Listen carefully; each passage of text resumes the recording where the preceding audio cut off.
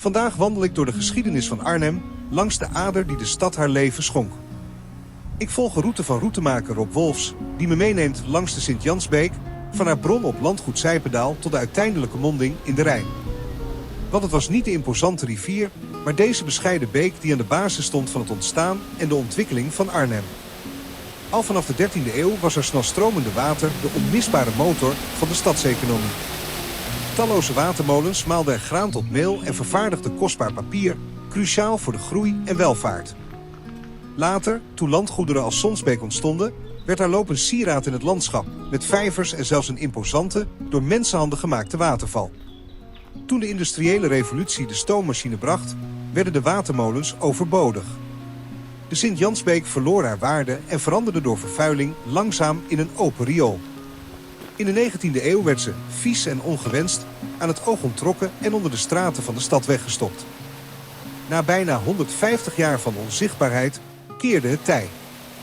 Sinds 2016 is de historische stroom teruggebracht in de binnenstad. Ze stroomt weer open en trots langs de Eusebiuskerk, een zichtbare herinnering aan het verleden die eindelijk weer zijn rechtmatige weg naar de Rijn vindt.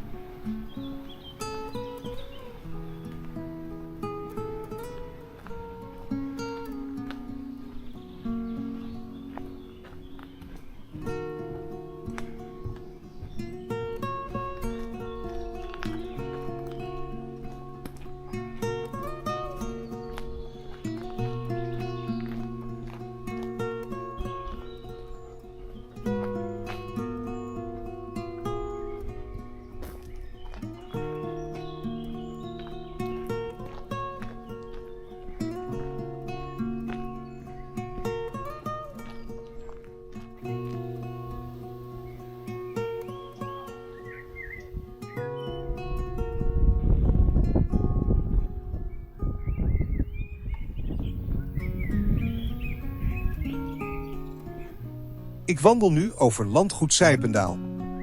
Een openbaar landschapspark in Engelse stijl, ontworpen door Eduard Petzold. Het glooiende, bosrijke terrein is de geboorteplek van de Sint-Jansbeek, die hier haar eerste vijvers voedt. Centraal staat Huis Sijpendaal, gebouwd in 1762 als buitenplaats voor de invloedrijke familie Brandsen. Na een bewogen geschiedenis, met een markante verbouwing door architect Pierre Cuypers, is het nu een museum. Samen met het park wordt het beheerd door Gelders Landschap en Kastelen, die de grandeur van weleer zorgvuldig bewaren en tentoonstellen.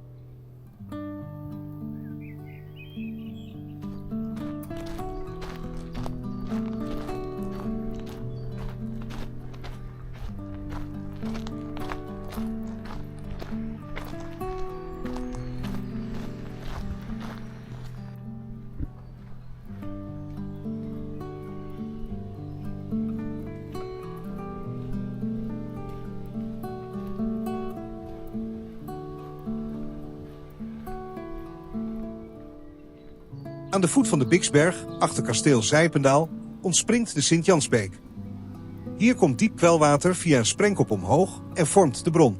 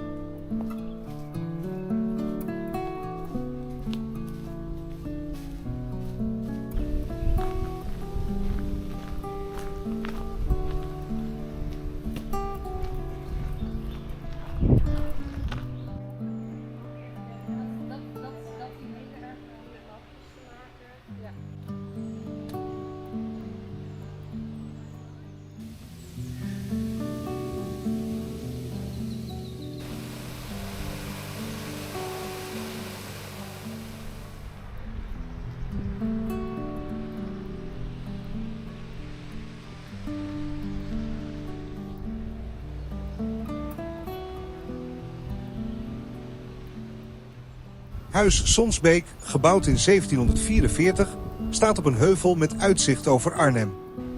Lokaal bekend als de Witte Villa, transformeerde dit iconische gebouw van museum naar een Crown Café.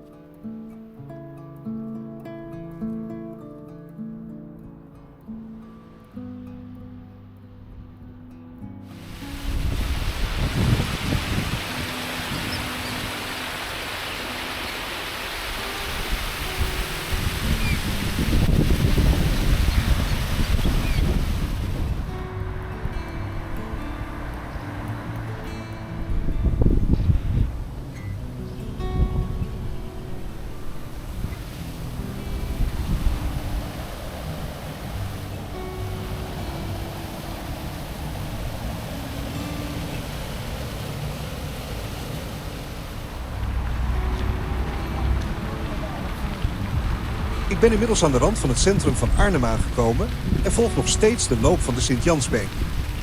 Arnhem, strategisch gelegen aan de rivieren de Nederrijn en de IJssel, is een stad met een gelaagde geschiedenis.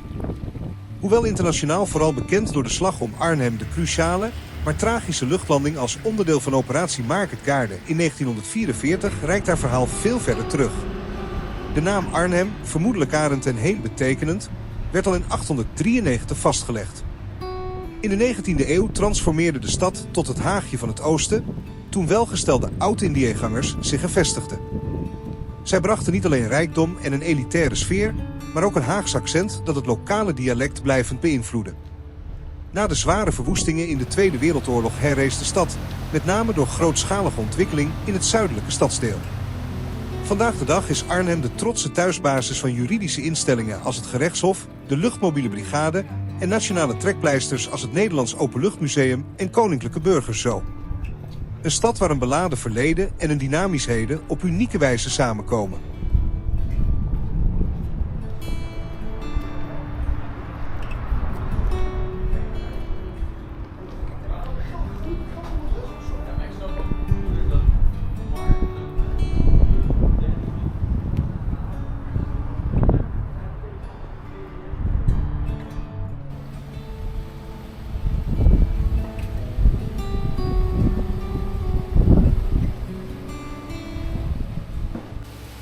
Ik kom aan op de plek waar de beek in de Nederrijn uitmondt.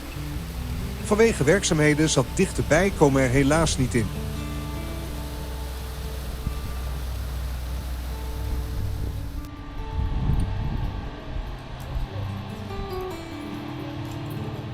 De route leidt mij nu via het centrum terug naar het startpunt, de Molenbeek in Park Sonsbeek. Hartelijk dank voor het kijken en graag tot ziens bij een volgende wandeling.